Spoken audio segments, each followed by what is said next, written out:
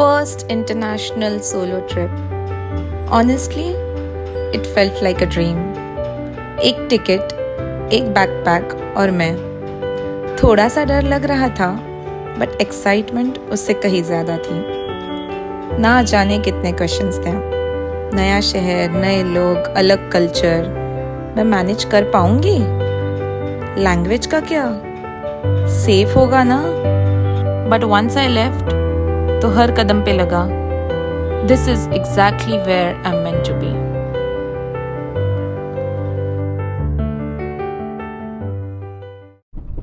Hi, this is Bhavika. Welcome to my channel.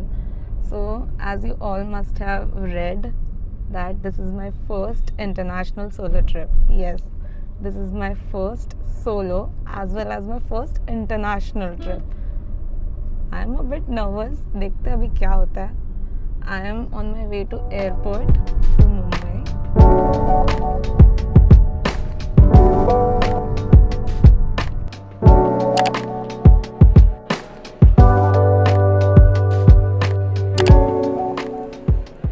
Basically जब आप Vietnam का map देखोगे, so it's divided into 3 parts, north, central and the south Vietnam.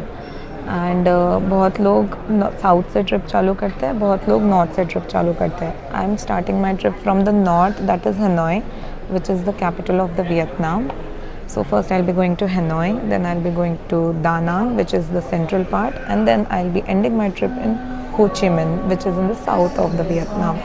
तो आप आपके convenience के हिसाब से, अगर आपको साउथ की लाइक दाना हो ची मिन की अगर आपको फ़्लाइट सस्ती मिल रही है तो आप वो करवा लो, या आपको हनोई की सस्ती मिल रही है तो आप वो करवा सकते हो.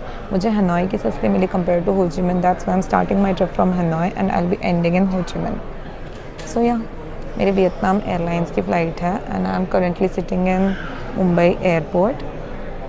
डर तो लग रहा है यार कि इतने दूर जा रही हूँ, कैसे होगा, क्या होगा, बट होप्स हो कि सब ठीक हो जाए. भगवान जी का नाम लेके जा रही हूँ.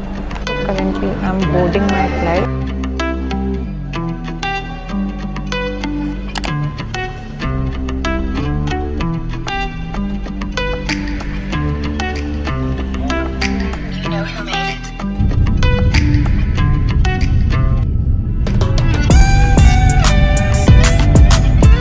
Finally reached Vietnam.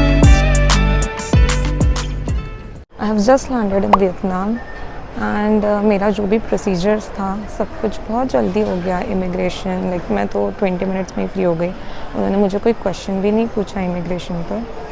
And oh my God, there currency is so much confusing. मैंने यहाँ से एयरपोर्ट से ही थोड़े एक्सचेंज करवा लिए. एंड आज संडे है मेन तो, एंड संडे को बैंक्स चालू नहीं होती. बैंक्स में अच्छा एक्सचेंज रेट होता है, बट बैंक्स आज चालू नहीं होती, तो इसलिए मैंने थोड़े ज़्यादा ही करवा लिए कि मुझे आगे 3-4 दिन तो चल जाएंगे वो. यहाँ पे जो साउथ ईस्ट एशियन कंट्रीज़ होती है, यहाँ पे जो ग्रैब ऐप है वो बहुत ज़्यादा चलता है. तो मुझे यहाँ से मेरे जो होटल है उसका मुझे प्राइस दिखा रहा है समथिंग अराउंड 2,85,000 वियतनामीज़ डोंग. अब यहाँ से बाहर जाके देखते हैं. यहाँ पे शायद ग्रैब आपको मेन गेट तक लेने नहीं आता, जो आपका एग्ज़िट गेट है. आपको पार्किंग में जाना पड़ता है.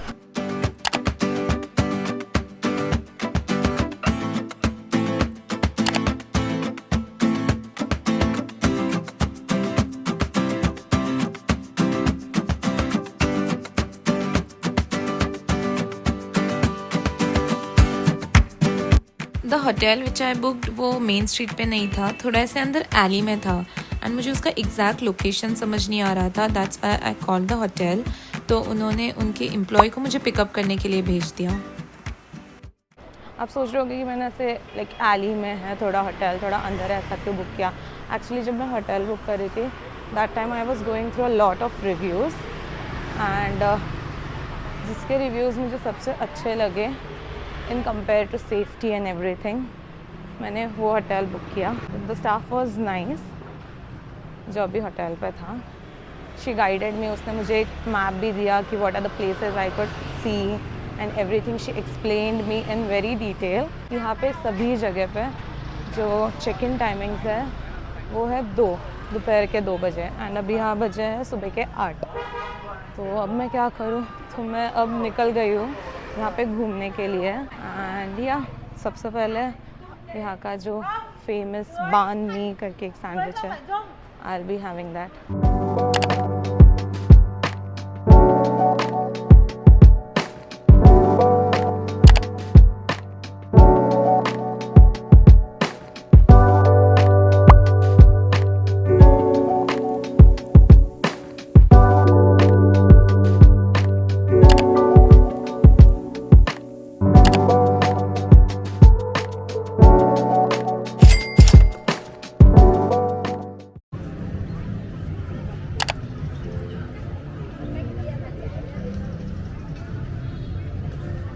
So next I went to Hoan Kim Lake. It is a historical and cultural landmark in Hanoi. And ये जो लेक है इसे लेक ऑफ रिटर्न स्वॉर्ड ऐसे भी बोला जाता है। इस लेक की एक स्टोरी है। दे से अराउंड 15th सेंचुरी वहाँ के जो एम्परर थे, जब वो इस लेक से बोटिंग कर रहे थे तब उनको एक डिवाइन टर्टल गॉड ने मैजिकल स्वॉर्ड गिफ्ट की थी to fight against the invaders. After the victory जब एम्परर यहाँ पर वापस बोटिंग कर रहे थे तो उन्हें गोल्डन टर्टल फिर दिखे एंड उन्होंने एम्परर से जो स्वॉर्ड थी वो वापस मांगी जो उन्होंने उन्हें गिफ्ट की थी एम्परर को। इसलिए इस लेक को लेक ऑफ रिटर्न स्वॉर्ड भी बोला जाता है। एंड इस लेक के बीच में आपको दिख रहा है यहाँ पे सेंटर में एक बहुत ही सुंदर टेम्पल है, तो चलो वहाँ चलते हैं। यहाँ पे आपको एंट्री टिकट्स निकालने पड़ेंगे। It's 50,000 Vietnamese dong. So that's the ticket. It's for 50,000 Vietnamese dong.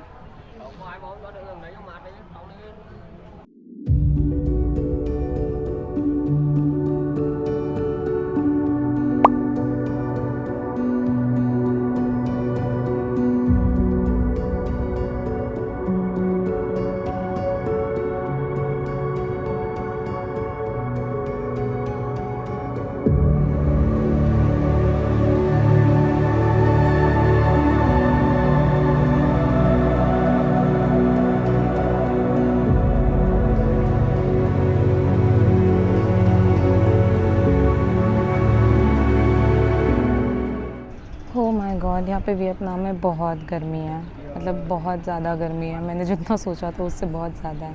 And मैं अब तक होटल नहीं गई, लाइक मैंने सिर्फ मेरा लगेज रख दिया। यहाँ पे चेक इन जो टाइम है that is 2 PM।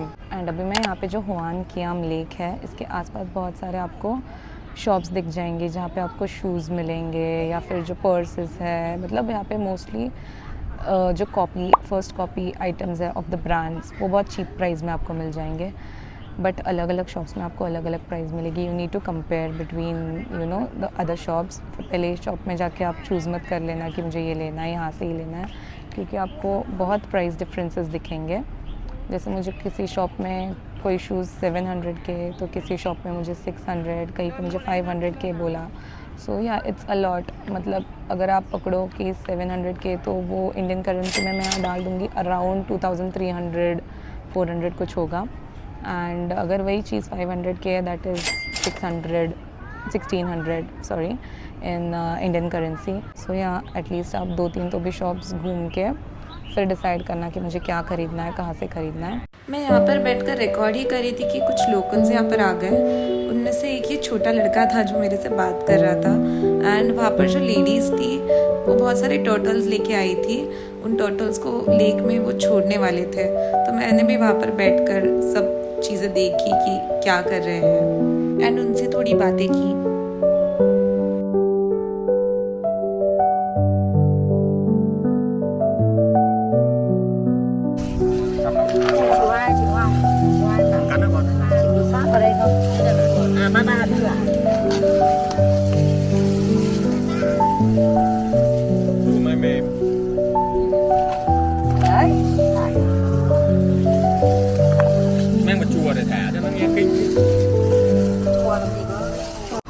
It's a beautiful lake and बहुत हैपनिंग स्ट्रीट लगी, लाइक यहाँ पे गाने वगैरह बज रहे हैं and there are lots of people over here, you can see right. It's a nice area to stroll.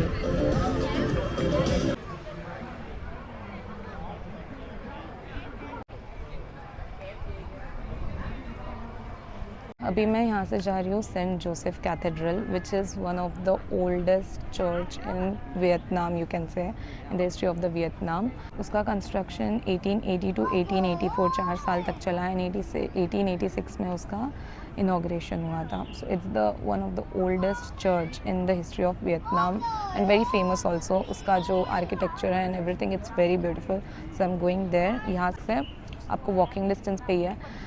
तो आप बेसिकली जब ओल्ड क्वार्टर में बुक करते हो ना आपका स्टे, तो वहाँ से आपको सब चीज़ें ऑलमोस्ट वॉकिंग डिस्टेंस पे मिल जाएंगी within the range of 1 to 1.5 kilometres. And उससे दूर होगा तो you can easily do the Grab scooty और the car if you want, and it's cheaper. Like scooty के भी आप प्राइसेस देखो तो इट्स इंडियन करेंसी में 50-60 रुपीज़ आपको आ जाएगा एक जगह से दूसरी जगह जाने के लिए। मैं प्रेफर करती हूँ चल के एक्सप्लोर करना, क्योंकि मुझे शॉपिंग भी करनी है on the way and I need to see the local life of the people. So yeah, so let's go. मैं आपको दिखाती हूँ church.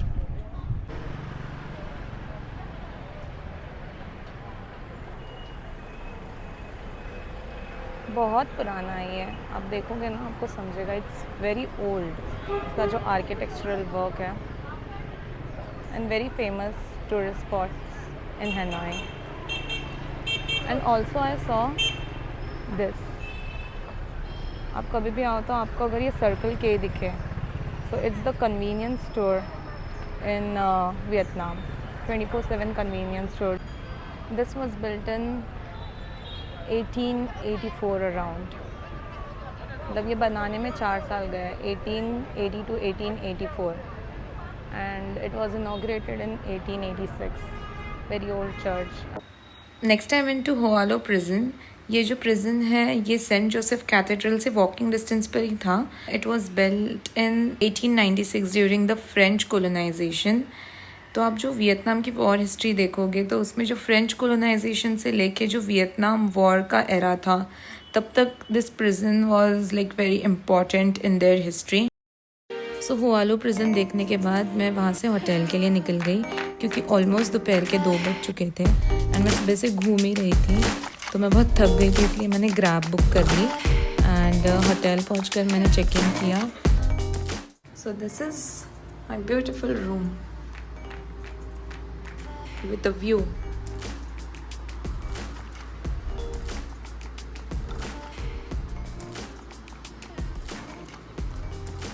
These rooms cost me around 2500 per night, but इस होटल के रिव्यूज़ बहुत अच्छे थे, इसलिए मैंने ये होटल बुक किया है। This was the view from my balcony.